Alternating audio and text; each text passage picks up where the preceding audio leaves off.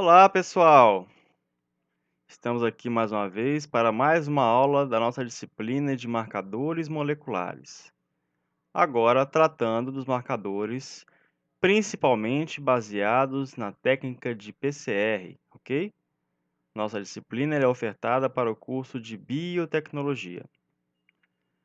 Bom, com o plano de aula de hoje, nós temos que iremos apresentar em detalhes os principais marcadores moleculares baseados em PCR.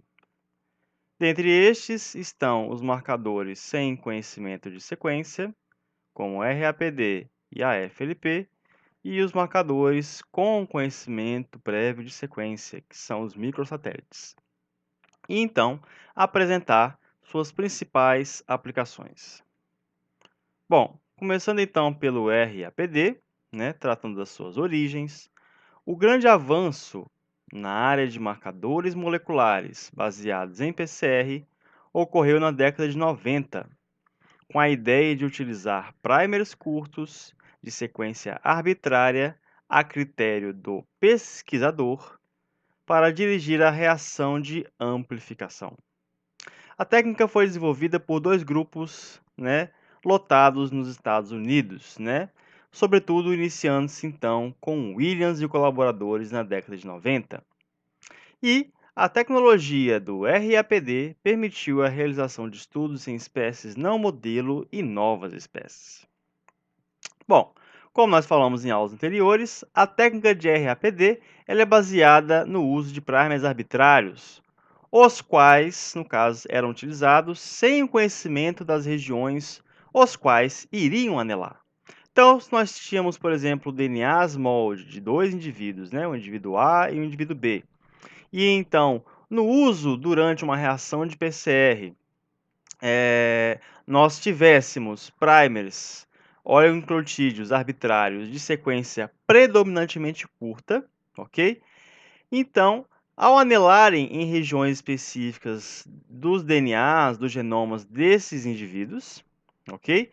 Eles eventualmente poderiam encontrar regiões de complementariedade de bases, dando início então a um sítio de replicação da polimerase, do PCR, ou eventualmente então eles não encontrariam, tá? Os pesquisadores não sabiam exatamente quais eram as regiões dos genomas alvo, no caso, que seriam então se anelar, que seriam então alvo desses oligonucleotídeos. Então, dessa forma, então, no caso, existia então um padrão de bandas específico para cada indivíduo que era gerado, de acordo com o padrão de anelamento desses primers arbitrários ao longo destes DNAs moldes, o que era visível a partir do perfil eletroforético, usando um gel de eletroforese, no qual então a gente poderia comparar, por exemplo, a presença e ausência de determinadas bandas para alguns indivíduos, comparados aí, por exemplo, em populações.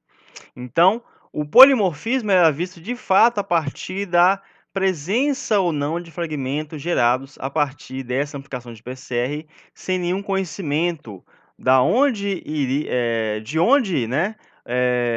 seriam então anelados esses primers utilizados. Bom, a metodologia do RAPD ela envolve então a variação do PCR convencional com algumas características bem distintas e próprias. O RAPD utiliza um primer único ao invés de um par de primers, ok? E esse primer único ele tem então uma sequência arbitrária, uma sequência aleatória, totalmente randômica a critério do pesquisador. E, portanto, não se sabia então de fato a sequência alvo, a sequência ao qual esse primer iria se anelar durante a reação de PCR. Então, no caso, havia esse desconhecimento da sequência. Para que houvesse, então, a amplificação de um fragmento RAPD no genoma, duas sequências de DNA, isso é importante, complementares, ao primer arbitrário, deveriam então estar suficientemente adjacentes, em torno, mais ou menos, de menos de 4.000 pares de bases e em orientação oposta, ok? Que é, no caso, é um requisito básico para que ocorra, por exemplo, uma reação de PCR. Os primers devem anelar em uma região que seja suficientemente curta, E o anelamento deve ocorrer nas direções opostas, né? Ou aí que nós temos os ditos primers diretos e os primers reversos, pois cada primer irá anelar em uma das fitas da dupla fita do DNA.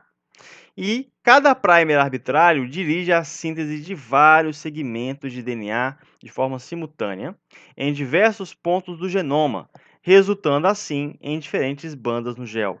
Bandas essas que poderiam ser monomórficas ou então o alvo de estudo do pesquisador, que seriam as bandas polimórficas. E aqui nós temos uma representação disso, né? Nós temos as gerações parentais e as gerações filhas, né? Uma geração filial, em que após a extração do DNA genômico desses indivíduos, né, e submissão a uma reação de PCR, utilizando-se apenas um primer arbitrário curto, nós poderíamos então ter diversas situações possíveis, né, no caso, né? Regiões em que ocorriam então anelamento dos primers, né, do primer arbitrário, que era um primer só, né? E aí então esse primer ele poderia então anelar em uma distância suficientemente curta, né, entre as duas fitas, né? E aí então, no caso, essa distância curta possibilitava então a formação de uma sequência que seria complementar, formando então um fragmento, ok? E aí então isso dependia, obviamente, do caso, né, de haver uma sequência complementar posicionada a menos de 4.000 pares de bases, né, de uma sequência também complementar na outra fita, tá? Então, ocorria, por exemplo, a formação deste amplicon, ok? E a formação, por exemplo, talvez deste amplicon, no caso, se ele houvesse menos de 4.000 pares de base, deste amplicon, ok? Porém, se não houvesse o suficiente, não haveria, por mais que houvesse extensão de uma fita, essa fita não seria capaz, então, de formar fragmentos de fita dupla, tá? Pois justamente não haveria essa correspondência. Dessa forma, então, nós poderíamos ter diversas possibilidades, tá? Eventos de deleção e de inserção, então, causavam realmente a perturbação, né, de vários pontos de anelamento desses primers ao longo dos genomas. O que fazia-se, então, com que muitas bandas não ocorressem, né, para certos indivíduos, tá? E isso muitas vezes era devido à questão realmente da destruição desses sítios de anelamento, tá? Causado, por exemplo, por eventos de mutação. E aí nós temos então as diversas possibilidades, né? Não há correspondência suficiente porque a distância é muito grande, há correspondência porque a distância é menor, ok? Notem aqui que nós estamos apenas tratando da questão da distância dos fragmentos, né, da distância dos sítios que irão gerar os fragmentos, né, a partir do anelamento dos primers, mas não estamos aqui tratando a questão de que se podem ou não ocorrer contaminações na reação, se as concentrações dos reagentes são adequadas, né, se as condições da reação de PCR com relação à polimerase elas estão adequadas. Isso tudo poderia afetar de forma potencial a reação de PCR, tá? E também, consequentemente, na geração do perfil eletroforético, em que nós poderíamos detectar, então, bandas polimórficas, né? Por exemplo, aqui no caso, nós temos uma banda polimórfica, pois há a presença dessa banda no parental 1, não há no parental 2 e há no parental, na geração filial, né? Fazendo então com que esse fragmento, necessariamente, então, caso todas as condições fossem mantidas, esse fragmento era originado do parental 1, né, na geração filha. Bom, então aqui um exemplo, no caso da distribuição, né, perdão, da distribuição de bandas, né, de perfis de bandas, né, em um gel de eletroforese, no caso, e aí que nós temos a denotação de diversas bandas monomórficas, né, e algumas bandas polimórficas, né, por exemplo, aqui nós temos que esses dois indivíduos, eles são monomórficos, né, para essa espécie de Aspergillus niger, mas aqui no caso nós temos então um polimorfismo com relação, por exemplo, ao indivíduo 1 e 2 e em relação ao indivíduo 3, né? Quer dizer, o 1 e 2 em relação ao 3, né? O 3 e o 4 eles eram relacionados nessa posição, né?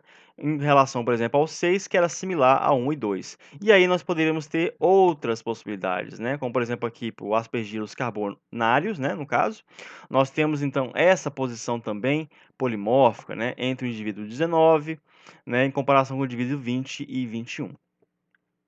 Bom, Então, aqui um outro exemplo, né? No exemplo anterior, nós tínhamos a questão da comparação entre diferentes espécies. Aqui nós podemos também comparar com relação a diferentes variedades dentro de uma mesma espécie, ok? E aí nós temos, então, diferentes padrões de bandas que denotam variações, né, de fragmentos, né, presença e ausência de fragmentos, que podem indicar, por exemplo, variantes genéticas dentro de uma mesma espécie, tá? Que aí essas espécies podem, consequentemente, ser até diferentes em outras características genéticas, como, por exemplo, o fenótipo, né? O fenótipo resistente e com relação ao fenótipo suscetível, tá? No caso, todos os critérios de reprodutibilidade do RAPD fossem atendidos. Bom, as bases genéticas do RAPD, né, elas eram baseadas, por exemplo, né, na competitividade de um dado sítio de amplificação arbitrária, pois nós não sabíamos realmente a identidade desse sítio, apenas havia, então, o conhecimento de que o primer ele era capaz de gerar um perfil de fragmentos, né, mas não sabia a origem desses fragmentos. E aí, então, essa competitividade era determinada pela homologia, né, pela capacidade de anelamento, né, e, por consequência, no caso, a complementaridade de bases efetuada entre o sítio e o primer utilizado. Segmentos e RAPD, eles eram então simplificados mesmo com a homologia parcial entre o sítio de iniciação da replicação, né, in vitro, e o primer, né? Mesmo que essa complementaridade de base não fosse perfeita, né, que essa homologia, que essas sequências primárias, no caso, não tivessem correspondência de complementaridade de sequência, né, perdão, e isso, então, poderia não ser um requisito para que não houvesse, por exemplo, amplificação, né? A amplificação ela poderia ocorrer de qualquer forma, justamente porque uma parte, né, anelando-se ao sítio de iniciação do primer, né, já era o suficiente para que ocorresse, então, a amplificação. Ou seja, mais um ponto que poderia, por exemplo, gerar, no caso, realmente um grande polimorfismo, né? E também uma perda de confiabilidade, tá? Pois, caso essa homologia parcial também ocorresse com outros DNAs não relacionados ao DNA-alvo, né? Por exemplo, igual o exemplo que eu dei anteriormente, né? Regiões de DNA de bactérias, regiões de DNA de fungo, né? Contaminantes que poderiam estar presentes juntos na amostra, por exemplo, de humanos ou de um outro organismo. Caso houvesse uma homologia parcial, essas amostras também seriam amplificadas, né? Prejudicando, então, assim, né, a detecção correta do polimorfismo no DNA-alvo, tá? Então, isso era importante que se fosse considerado. Bom, o mau pareamento, então, era permitido em determinado nível, tá? Variando, então, também com a composição de bases, justamente porque era essa sequência específica de bases que dava, então, no caso, a capacidade do primer deste se anelar às sequências, aos sítios de início da replicação in vitro, tá? Então, mesmo que ocorresse um pareamento parcial, já poderia ser o suficiente para fornecer o 3' OH, né, disponível para que a polimerase, então, começasse o processo de replicação, tá? Então, pareamento CG, né, foi verificado experimentalmente que esses pareamentos tipo CG, eles são mais estáveis que o AT, justamente pela questão da presença, né, de ligações de hidrogênio a mais, né, uma ligação de hidrogênio a mais do que em relação ao AT, né, e também com relação ao empilhamento de bases, né. Essa premissa ela foi vista desde 1953 por Watson Crick, né, o que também pode afetar também uma outra propriedade, que era o tempo de residência do primer no sítio de iniciação da amplificação. Justamente porque uma maior estabilidade da ligação, uma maior força de interações não covalentes, como é o caso da ligação de hidrogênio a mais presente entre o par CG, permitir que o primer se mantivesse naquele sítio de replicação por mais tempo. Então, podendo então enviesar também, aumentar a concentração de alguns dados amplicons, tá? Justamente porque essa força da estabilidade da ligação ela era muito maior. Bom, então aqui também é uma outra representação esquemática do RAPD, tomando-se então uma sequência uma dada fita dupla de DNA, né, com uma dada sequência, nós temos então as duas fitas complementares, né, com diversos sítios que são pontos de anelamento específico para este primer, né? O primer arbitrário, que na sua posição 5', 3', apresentava essa sequência, e poderia ter então a sua sequência complementar, no caso também 5', 3', no caso, essa sequência, né? Notem que, no caso aqui, nós temos uma sequência complementar, né? E na direção oposta, né? Então, G com C, A com T, G com C, e aí por aí vai, ok? É a mesma sequência, porém complementar, tá? E aí, então, no caso aqui, por exemplo, a geração de amplicons ela era dada a partir, né, de uma distância mínima, né, obtida entre os diferentes sítios de anelamento do primer, tá?